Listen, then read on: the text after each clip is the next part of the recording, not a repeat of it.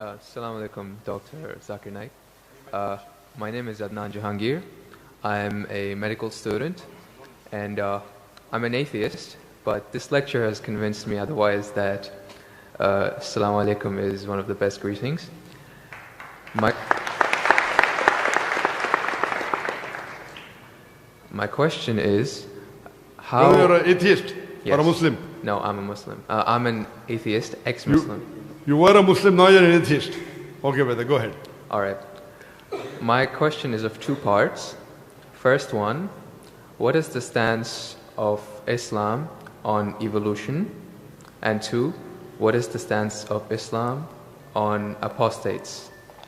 The first one, it's how does Islam deal with evolution when, as I'm a medical student, my professors, when they show me the skulls of how humans have evolved throughout millions of years, from Homo habilis to Homo erectus to us Homo sapiens, and when they show proof of how evolution has taken place over the years, how do you disprove that when it is fact? It is not theory or it is not a hypothesis anymore. It is fact. How do you disprove that, if you could answer it? Brother Jahangir has asked a question that what is the Islamic view on theory of evolution? And brother, if I reply to you, then will you come back to the fold of Islam? If it's a convincing enough answer. If I give a convincing reply, will you come back to the fold of Islam? Inshallah. Inshallah. Good. Brother Jahangir has asked a question. He said you are the Muslim and now he's an atheist. And he asked, what is the view of the theory of evolution? For complete, you can refer to my talk on Quran and modern science, which covers in the question and answer session theory of evolution. As far as the question on theory of evolution is come, there is no book so far that I have read which talks about fact of evolution. Theory of evolution means the theory. And when we talk about theory of evolution, we start thinking of Charles Darwin. He wrote a book called The Origin of Species. And in that book, he says that he went on a ship by the name of HMS Beagle, and he went on an island by the name of Calotropis, and there he saw birds pecking in niches. Now, depending upon the niches, the holes they pecked, the beak became short and long. Based on this observation, he propounded his theory of evolution. He propounded his natural selection. And Charles Darwin, he wrote a letter to his friend Thomas Thompson in the 19th century. And he said that I do not have proof as far as my theory of evolution is concerned. There are missing links. But because it helps me in rudimentary organ, it helps me in classification, I have propounded this theory. That's the reason when we were in school, if we had to tease any of our friends, we used to call him that you are the missing link. If you were present, Darwin's theory would have been proved right, indicating that he's a monkey. We used to fool around. So there is no proof regarding Darwin's theory at all. It's a theory, it's not a fact. Now in most of the schools, they teach Darwin theory as though it's a fact because they don't have any alternative. Because of that. But no scientist at all can say for sure. Yes, there are many scientists who support Darwin's theory. But as far as recent times are concerned, most of the scientists today they do not agree with Darwin's theory. As far as you talked about the 4 waves of hominoids.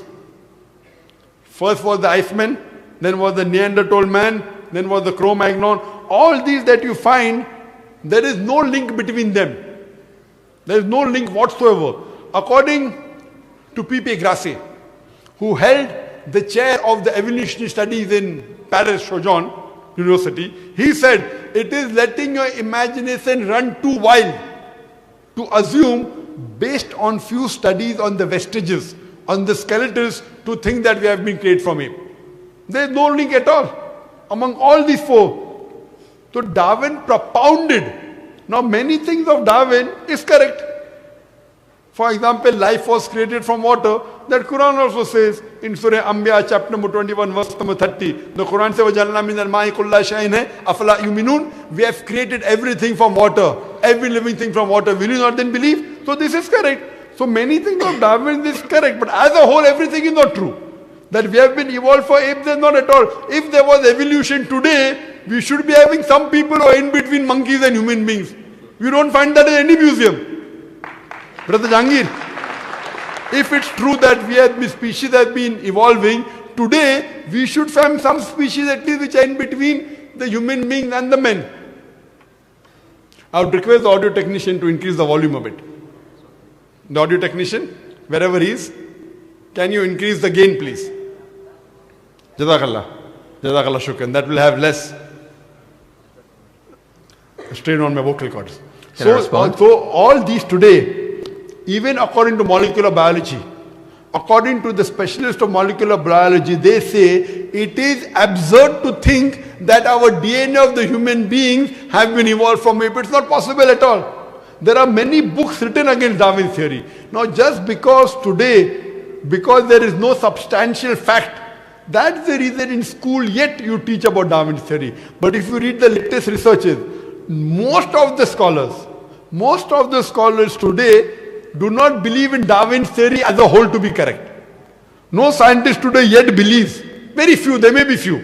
But the majority, they disagree that we have been created from apes.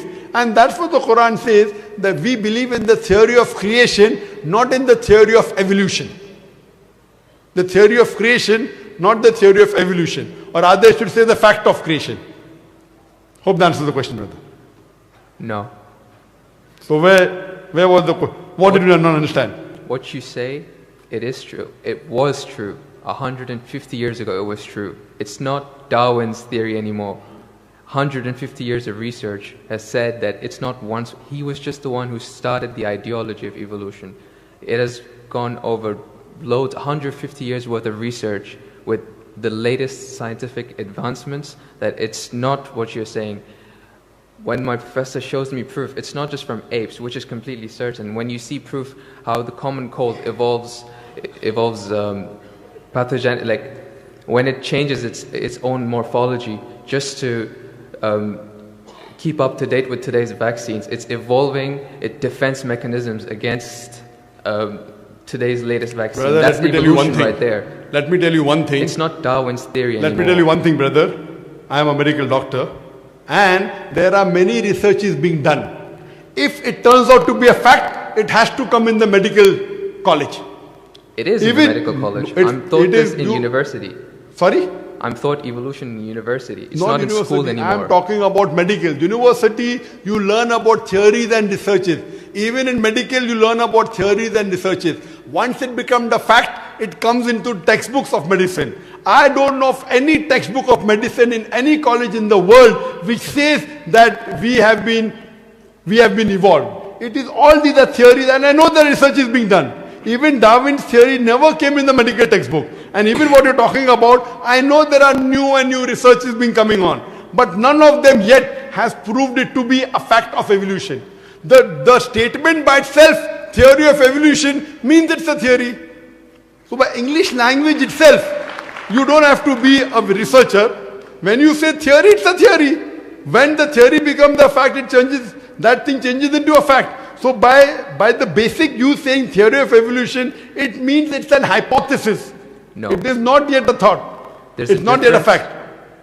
There's a difference between hypothesis and theory. A theory is something in science that has the highest honor. When something gains the word theory, it's fact. The theory, in theoretical terms, it's the theory of gravity, but we don't say it, we just say it fact. Same way, we say the fact of gravity. Sorry, what did you say? Theory of what? Gravity. If you say it in theoretical terms, but it's no theory of gravity. It's a law of gravity. I'm sorry. I'm sorry. It's the law of evolution. I'm sorry. Your knowledge of science is very weak. It is Boyle's law. It is not Boyle's theory. It is Archimedes' principles. It's not Archimedes' theory. Whatever's theory, when it becomes a fact, it changes into law. I'm sorry, your knowledge is so weak, and I wouldn't like to continue. Your knowledge is so weak. My question, I'm not here to teach 2 + 2 = 4 in the audience. In the question answer session, you ask a question, I give the answer. If you like it, you keep it. If you don't like it, you throw it. Okay, just the thing is that if your knowledge is so weak, you're saying theory is the highest thing in science. I'm sorry, you're absurd. I'm a medical doctor. Theory is the highest thing in science. I'm very sorry, brother. If someone I'm very sorry. Theory is never the highest thing in science. If you think just because they're going to a university are coming to fool the people here, I'm not. I'm totally sorry. Theory, if it becomes a fact, and if the theory becomes a law, it may reach a high standard. But theory by itself, it's a theory, it's a hypothesis. Once it gets converted, it becomes a law, it becomes a fact. Newton's law, it becomes a fact, it becomes a law. I'm sorry to say that by itself, calling it a theory means it is not yet an established fact. The heart pumps blood. Is it a theory or is it a fact? It's a fact. No, Because the there's theory of heart pumping blood. Theory of heart pumping blood now. Now if I'm going to teach you English language here, I feel you are wasting the time of the people. Surely, if you can't understand simple English, that what's the difference between the theory, that theory is the highest thing in science, then I'm sorry, you'll have to go back and learn science. What about